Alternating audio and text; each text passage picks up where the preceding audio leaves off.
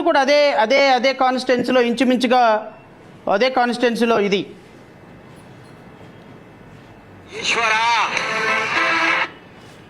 ఇక్కడ ఉన్నారు ఉప ముఖ్యమంత్రి గారు. రాష్ట్ర ప్రజలు చూసి తరించండి. 90,000 మెజారిటీతో గెలిపించినారు కదా, ఈ రాష్ట్రానికి రాజకీయాలు మార్చేస్తాను అన్న పవన్ కళ్యాణ్ గారిని, రాజకీయాలకి కొత్త పుంతలు తొక్కిస్తాను అన్నటువంటి ప్రశ్నిస్తాను అని పార్టీ పెట్టినటువంటి పవన్ కళ్యాణ్ గారు ఆడపిల్లల మీద అన్యాయం జరిగితే ఆడపిల్లలకి కన్నెత్తి చూస్తే ఆ ఆడపిల్లలకి ఎందుకు కన్నెత్తి చూసామా, ఈ కళ్ళు దేవుడు ఎందుకు ఇచ్చాడా అని బాధపడేటువంటి చట్టాలను తీసుకొస్తానన్నటువంటి గౌరవనీయులు ఈ దేశానికి ఈ రాష్ట్రానికి మార్గనిర్దేశకం చేసేటువంటి ఒక శ్రీశ్రీ,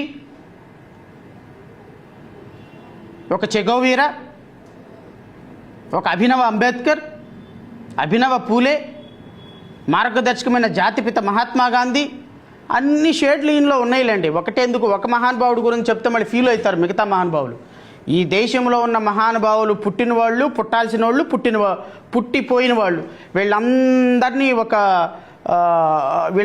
ఒక చోట కుదిపితే వీళ్ళందరినీ ఒక అక్షర రూపమో లేకపోతే రూపం ఇస్తే ఆ రూపమే పవన్ కళ్యాణ్ గారు, ఆ రూపమే మన ఉప ముఖ్యమంత్రి గారు.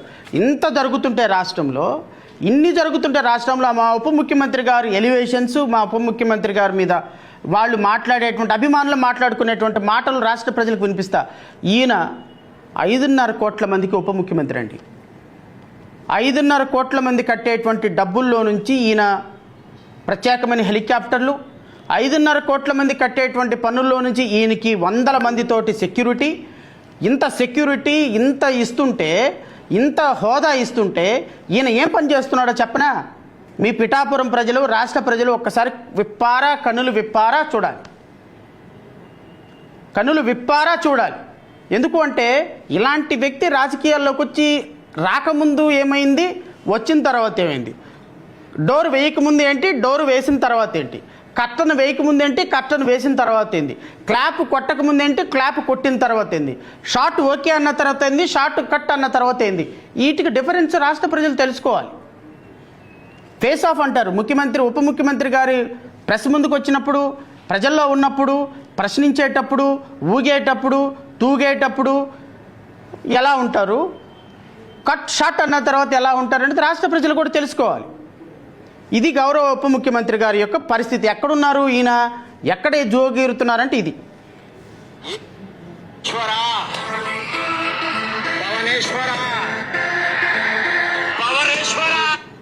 ఈశ్వర, పవనేశ్వర,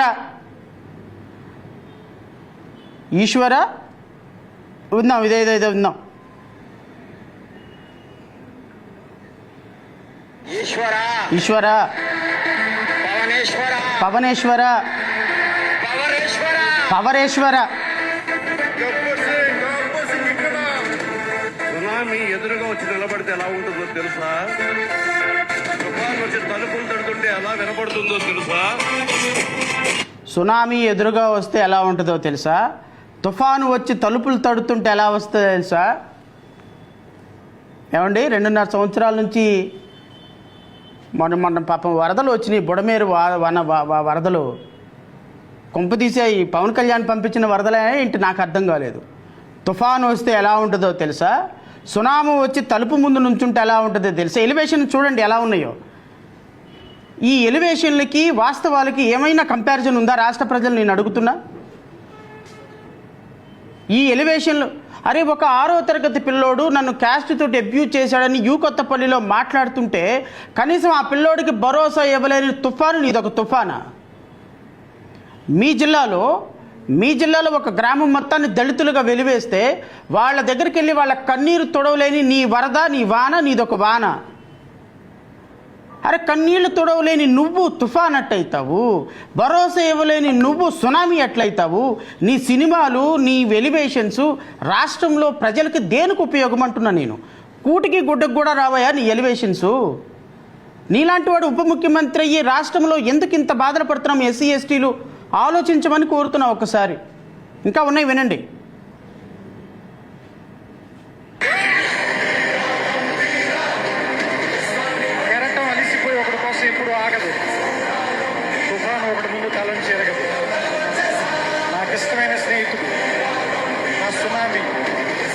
మార్చుకున్న నా సైన్యం. నాకు కొంచెం తెక్కోండి తల్లిదండ్రులు లెక్క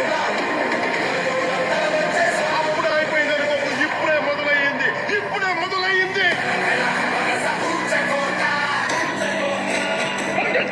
ఆ పేరు విన్నా, ఆ విజువల్ చూసినా, ఆ క్లిప్పింగ్ చూసినా నాకు బాడీలో ఇక్కడి నుంచి ఇక్కడ కరెంట్ పాస్ అవుతుంది.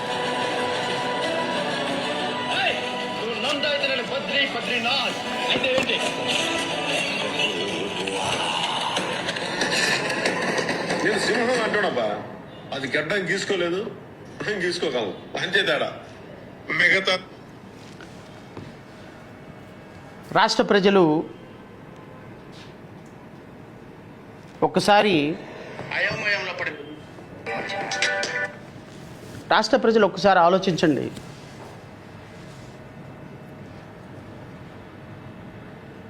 దళితులు,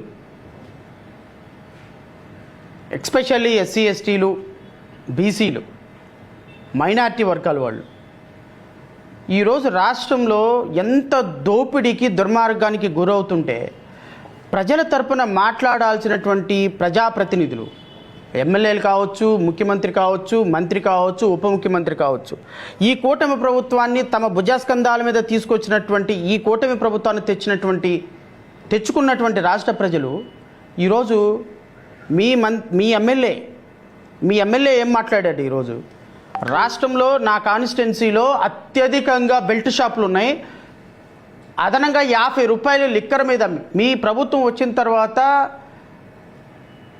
200 రూపాయలు 200% మద్యం రేట్లు పెంచి ఈ 200% మించి మళ్ళీ ఇంకొక 100% పెట్టి బెల్ట్ షాపుల్లో అమ్మి, బెల్ట్ షాపుల్లో ప్రజల యొక్క అనారోగ్యాన్ని మీరు 300 రూపాయలకి వాడి ఆయుష్ని కొనేటువంటి దుర్మార్గమైన పరిస్థితులు ఉంటే ఎమ్మెల్యేలు అంతా ఎక్కడ బిజీగా ఉన్నారంటే బెల్ట్ షాపుల మీద వచ్చే డబ్బులతో బిజీగా ఉన్నారు. ఎంపీలంతా ఎక్కడ బిజీగా ఉన్నారంటే ఇదిగో ఈ మైనింగ్ మీద, ఇసుక మీద వచ్చే డబ్బులతోటి బిజీగా ఉన్నారు. మీ ప్రజాప్రతినిధులు ఎక్కడున్నారంటే రాష్ట్ర ప్రజలకి ఎక్కడెక్కడైతే ప్రకృతిని దోచుకొని, వనరులను దోచుకొని డబ్బులు తీసుకోగలిగిన అవకాశం ఉందో వాటి మీద దోచుకోవడానికి సిద్ధంగా ఉన్నారు. మీరు ఈరోజు రాష్ట్రంలో పరిపాలన గాలికి వదిలేసి మంత్రులేమో సినిమాలు, షికార్లు, స్కిట్టులు, డాన్సులు, ఉప ముఖ్యమంత్రి ఏమో సినిమా స్కిప్ట్లు, సక్సెస్ మీట్లు, ప్రమోషన్స్, ముఖ్యమంత్రి ఏమో ఐఏఎస్ ఐపీఎస్ ఆఫీసర్లను తిట్టడం, ఎక్కడెక్కడ ఎప్పుడెప్పుడు తన కొడుకు అధికారం ఇచ్చుకోవాలని చూడటం. పోనీ నారా లోకేష్ ఏమన్నా పరిపాలన చేస్తున్నాడంటే ఈయనకి ఎక్కడ క్రికెట్ మ్యాచ్లు జరుగుతాయి, ఎక్కడ ఎవరు డబ్బులు ఇస్తారు, ఎక్కడ పవనాన్ని మేనేజ్ చేయాలి, ఎక్కడ అధికారాన్ని మేనేజ్ చేయాలి, ఈ విధంగా అవ్వటం తప్ప రాష్ట్రంలో ఏదైనా జరుగుతున్న వాటి మీద మీరు అసలు ప్రశ్నిస్తున్నారా, స్పందిస్తున్నారా? దున్నపోతు మీద వర్షం కురిసినట్టు మానిపడేస్తుంది. బిఆర్ నాయుడు ఇన్సిడెంట్ బయటకు వచ్చింది, ఒక్కళ్ళు స్పందించారా? బిఆర్ నాయుడు మీద ఒక డిబేట్ ఉందా? బిఆర్ నాయుడు టీటీడీ చైర్మన్గా కొనసాగే అర్హత ఉందా? సిగ్గు లేకుండా, శరం లేకుండా, మానం లేకుండా, అభిమానం లేకుండా మీరు గాలికి వదిలేసి దున్నపోతు మీద వర్షం పడినట్టుగా ముఖ్యమంత్రి, ఉప ముఖ్యమంత్రి, టీటీడీ చైర్మన్ నాకేలా సిగ్గు అని ఏమీ జరగనట్టుగా ఎక్స్ప్లెనేషన్ కూడా కాకుండా ఇంకా సిగ్గు లేకుండా శ్రీవారికి అలాంటి ఆ కళంకిత టీటీడీ చైర్మన్ పట్టు వస్త్రాలు సమర్పిస్తుంటే సిగ్గు లేకుండా మీరు కూడా విజిట్ చేస్తున్నారు. పృథ్వీరాజ్ అనేటువంటి ఒకడు సినిమా యాక్టరు వెనక నుంచి వచ్చి ఓటేసుకుంటానని అన్న వాడిని 2 నెలల పాటు వెంటాడి వేధించి వాడిని ఎస్వీబీసీ చైర్మన్గా తీసేపించినారు కదా ఇదే ప్రభుత్వం, మీ మీ మీ మీ మీడియా. మరి బిఆర్ నాయుడు మీద ఎందుకు మీరు డిబేట్లు పెట్టరు? బిఆర్ నాయుడు ఎందుకు మీరు ఎక్స్ప్లెనేషన్ కాల్ ఫర్ చేయరు? పుట్ట మహేష్ యాదవ్ మీద ఏమైందండి? ఎందుకు మీరు ఎక్స్ప్లెనేషన్ ఇచ్చారా? ఆయన ఎక్స్ప్లెనేషన్ కాల్ ఫర్ చేశారా?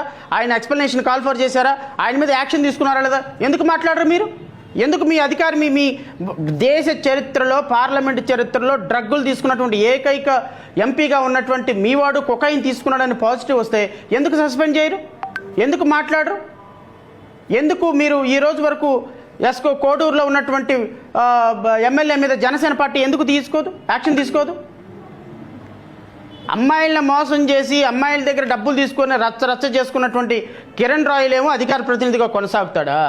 మీ ఎమ్మెల్యేనేమో అమ్మాయిలను మోసం చేసి అమ్మాయికి ప్రెగ్నెంట్ చేసి 5-6 సార్లు టెర్మినేట్ చేసినట్టు మీ ఎమ్మెల్యే మీద యాక్షన్ ఉండదా?